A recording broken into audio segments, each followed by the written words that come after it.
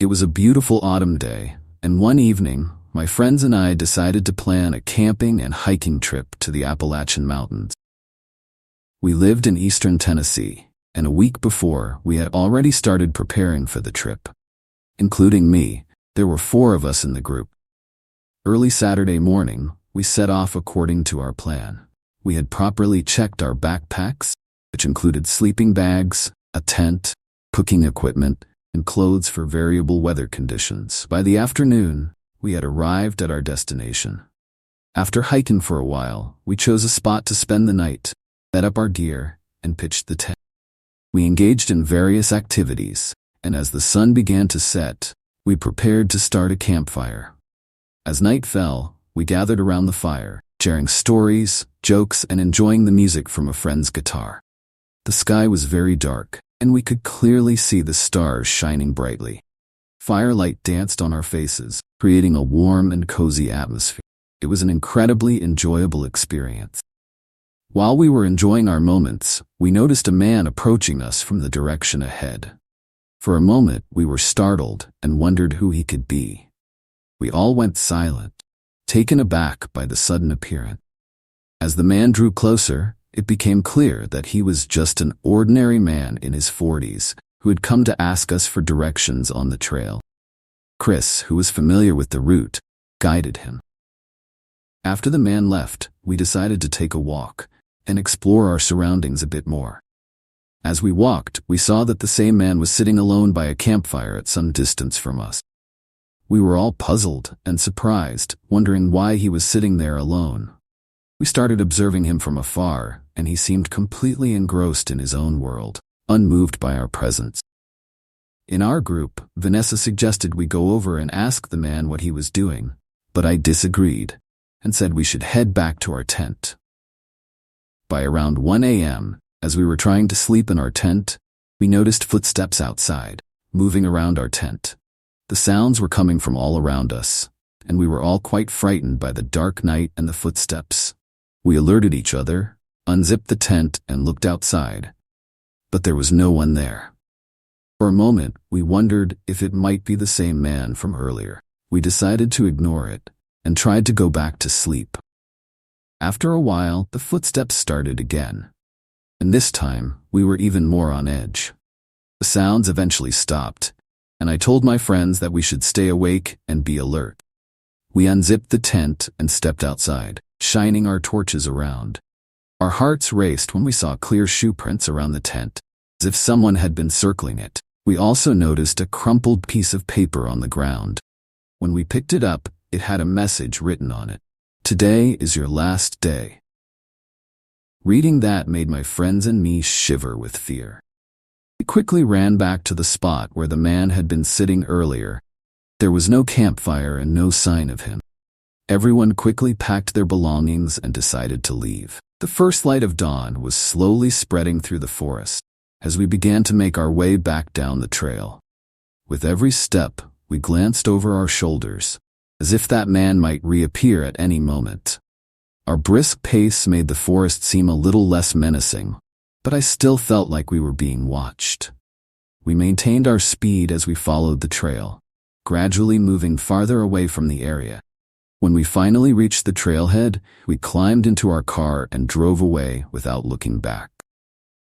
Once we were safely on our way, we let out a collective sigh of relief.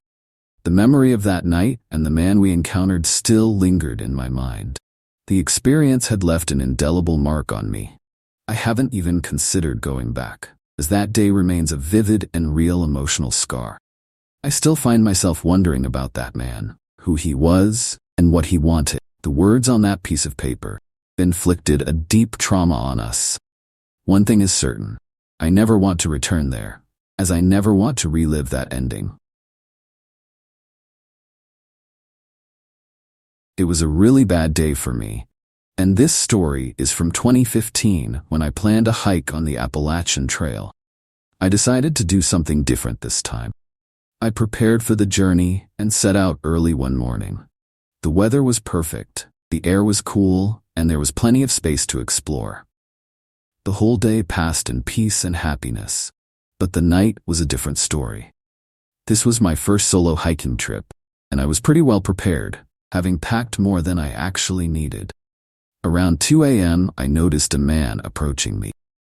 His clothes were old and somewhat dirty, as if they hadn't been washed in years. His boots were also old and dirty, and his face looked rough with a scruffy beard and dark circles under his eyes. There was something off about him. He told me he was a local who lived in the park, but his appearance made me uneasy. He warned me, "Don't stay alone here. There's dangerous wildlife in this area." He was quite insistent. It made me feel uncomfortable. I said, "I'm fine. I'll camp a little further up." But he insisted, "It's not safe here. I'll show you a good campsite, but it's a bit farther." I felt something was off, but locals are usually helpful and friendly. However, this man seemed different. He had no visible safety gear and had come alone just to warn me. My gut feeling was telling me that something wasn't right, but I decided to see if he was genuinely trying to help. We started walking along a narrow, old path. The path's ruggedness and the surrounding silence of the forest deepened my unease. When I asked him where he was taking me, he was silent and didn't answer, which made me more anxious. As we ventured deeper into the woods, his behavior became even stranger.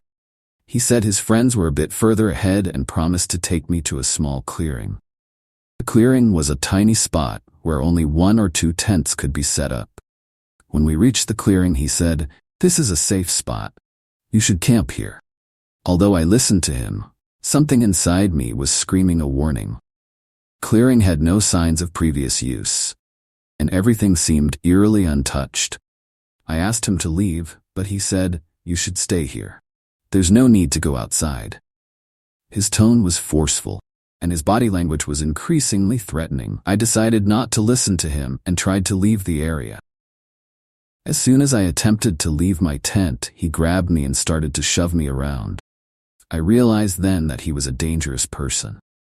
He stopped me and began to threaten me, and I was terrified that there might be others with him. I was panicking and pleaded with him to let me go, but his behavior grew more violent. I understood that escaping was going to be difficult, and my life was in danger. I asked him what he wanted, offering him anything I had if he would just let me go. But he refused and threatened to kill me if I tried to leave. My throat was dry and my heart was racing with fear. Ignoring my pleas, he dragged me to the ground. Just then, I heard the sound of an engine, like a jeep, coming from the jungle. It seemed like help was on the way. Hearing this, the man fled in the opposite direction and disappeared into the deep woods. I signaled the approaching vehicle from afar, and in the dim light, I could see it was park rangers. I quickly gave them all the details, explaining that my life was in danger. The rangers took me to their vehicle and dropped me off at a trailhead where other hikers were present. They informed me that the area I had camped in was isolated and that I was lucky to have made it out safely. There were many criminal activities in that area. Authorities launched a search operation, but the man was never found. Over time, I found some peace, but the memory of that incident has never left me. I've learned to always prefer reserved or permitted areas when hiking on the Appalachian Trail, as they are safer. That day turned out to be terrifying, but I consider myself fortunate to be safe today. There was a time in my life when I was a solitary person, often alone due to coming from a broken family. From the beginning, being alone was my norm. I used to work for a good organization, and because of my tendency for solitude, frequently went hiking and camping. This story is from about 7 years ago, a particularly terrible day in my life. Back then, I had planned a long hiking and camping trip. It was winter, and hiking and camping were my passions. I had started hiking the Appalachian Trail and was encountering new experiences every day. One day, while I was completely alone on the trail, the weather suddenly turned bad. Dark clouds gathered, strong winds picked up, and the rain intensified with lightning flashing. I realized I needed to find shelter quickly, or the worsening conditions could become a real problem. I spotted an old cabin along the path that looked almost abandoned. The cabin appeared old and dilapidated, but at that moment, I didn't have much of a choice. I thought it would provide some respite and a way to escape the rain. As I approached the cabin and opened the door, a musty odor hit me immediately. Inside, it was dark, and the windows were so dirty that they barely let any light in. I turned on my flashlight and began to look around slowly. The cabin had a broken-down bed, an old table propped up by a stack of old books, and a stone fireplace.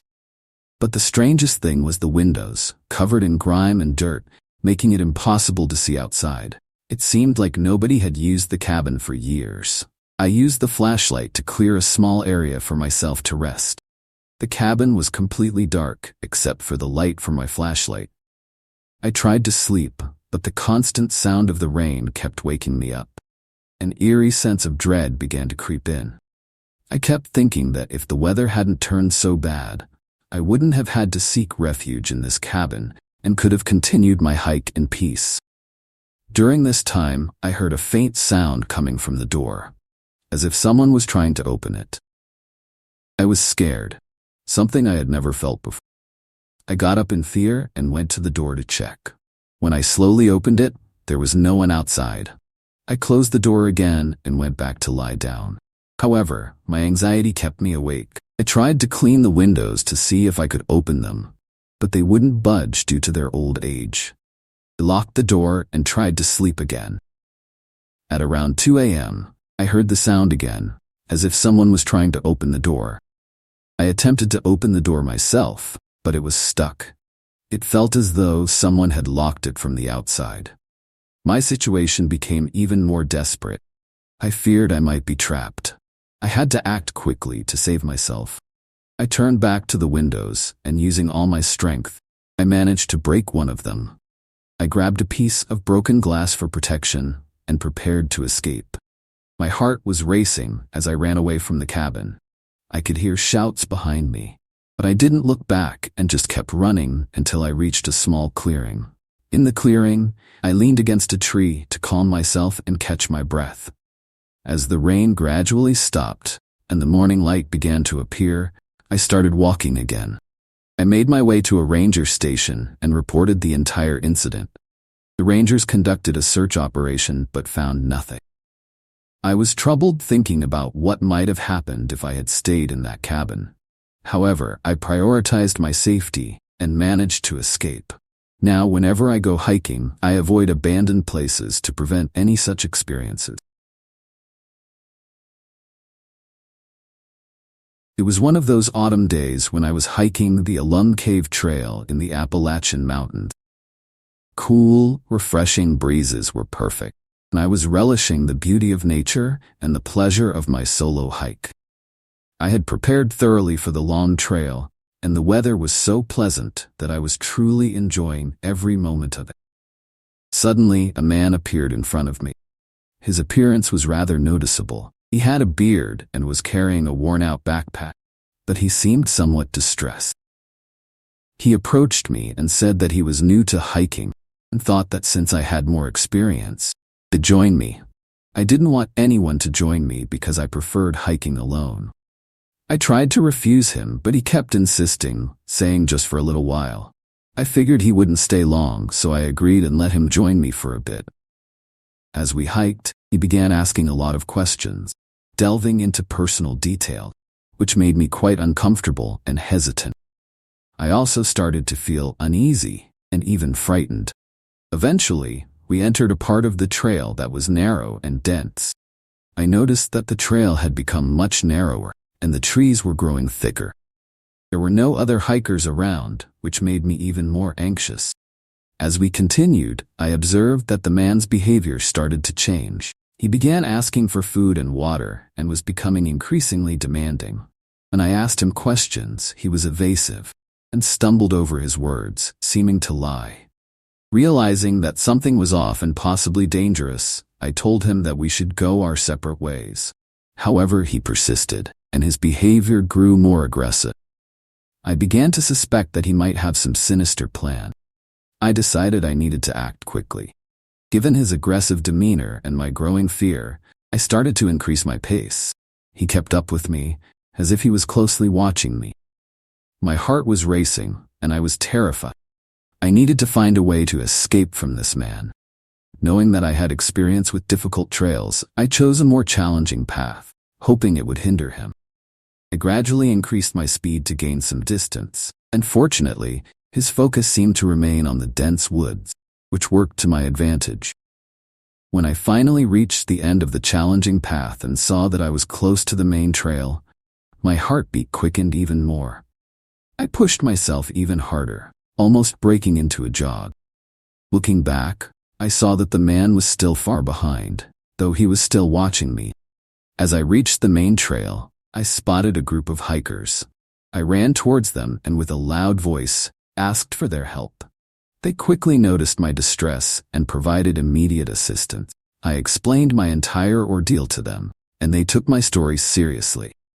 They confirmed that the suspicious man hadn't reached the main trail. The group offered to take me to the ranger station, and I gratefully accepted. At the ranger station, I relayed everything to the authorities.